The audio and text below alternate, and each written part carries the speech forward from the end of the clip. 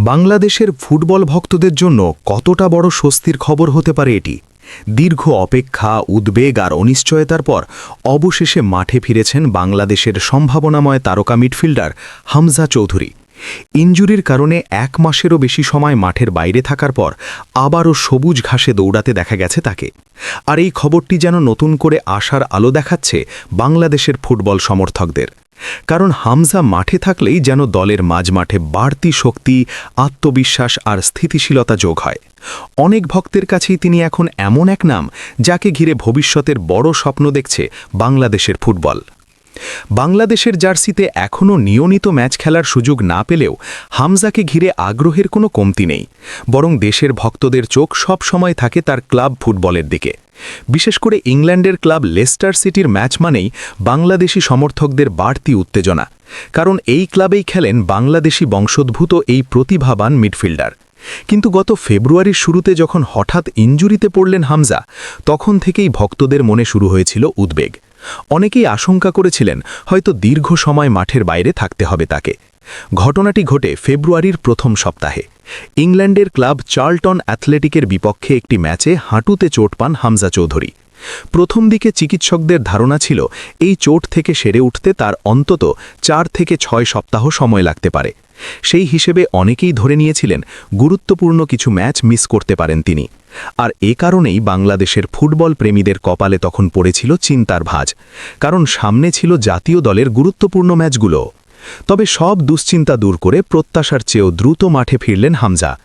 Injury কাটিয়ে খুব অল্প সময়ের মধ্যেই আবারও ম্যাচ স্কোয়াডে ফিরতে পেরেছেন তিনি। শনিবার রাতে ইংলিশ চ্যাম্পিয়নশিপের একটি গুরুত্বপূর্ণ ম্যাচে ইপসুইচ টাউনের বিপক্ষে লেস্টার সিটির হয়ে মাঠে নামেন হামজা চৌধুরী। যদিও ম্যাচের শুরুতে তাকে দেখা যায়নি, তবে শেষ দিকে কোচ তাকে মাঠে নামিয়ে দেন। ম্যাচের ৮২ মিনিটে বদলি খেলোয়াড় হিসেবে মাঠে নামেন এই মিডফিল্ডার। মাঠে নামার সময়টা খুব বেশি ছিল না, ফলে নিজের পুরো দক্ষতা দেখানোর সুযোগও খুব একটা পাননি তিনি। কিন্তু তবুও তার মাঠে ফেরা ছিল সবচেয়ে বড় বিষয়, কারণ ইনজুরি কাটিয়ে আবারও প্রতিযোগিতামূলক ম্যাচে খেলতে পারা মানেই তার ফিটনেস অনেকটাই ফিরে এসেছে, এটাই ছিল সবচেয়ে ইতিবাচক বার্তা। ম্যাচটি শেষ পর্যন্ত ১-১ গোলে ড্র হয়। যদিও ম্যাচের ফলাফল খুব একটা আলোচনায় আসেনি, বরং সবচেয়ে বেশি আলোচিত হয়েছে হামজার প্রত্যাবর্তন। বাংলাদেশের ফুটবল সমর্থকদের জন্য এই খবর নিঃসন্দেহে দারুণ আনন্দের, কারণ দীর্ঘদিন ধরে দেশের ফুটবল প্রেমীরা অপেক্ষা করে আছেন হামজা চৌধুরীকে জাতীয় দলের জার্সিতে নিয়মিত দেখতে। তার মতো অভিজ্ঞ এবং ইউরোপিয়ান লিগে খেলা একজন মিডফিল্ডার বাংলাদেশের মাঝমাঠকে অনেক বেশি শক্তিশালী করতে পারেন, এমনটাই মনে করেন ফুটবল বিশ্লেষকরা।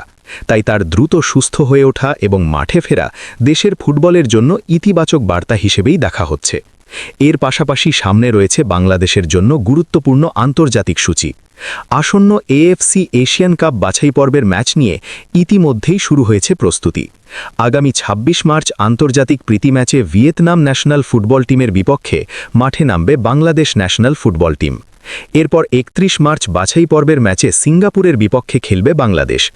এই দুই ম্যাচকে ঘিরে সমর্থকদের মধ্যে রয়েছে বেশ আগ্রহ ও প্রত্যাশা।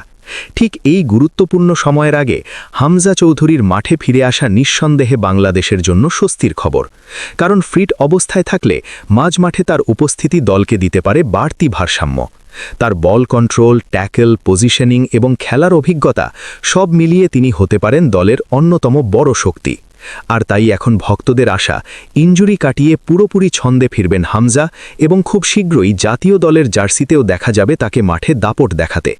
সব মিলিয়ে বলা যায় ১ মাসেরও বেশি সময়ের উদ্বেগ আর অপেক্ষার পর অবশেষে স্বস্তির খবর পেল বাংলাদেশের ফুটবল প্রেমীরা।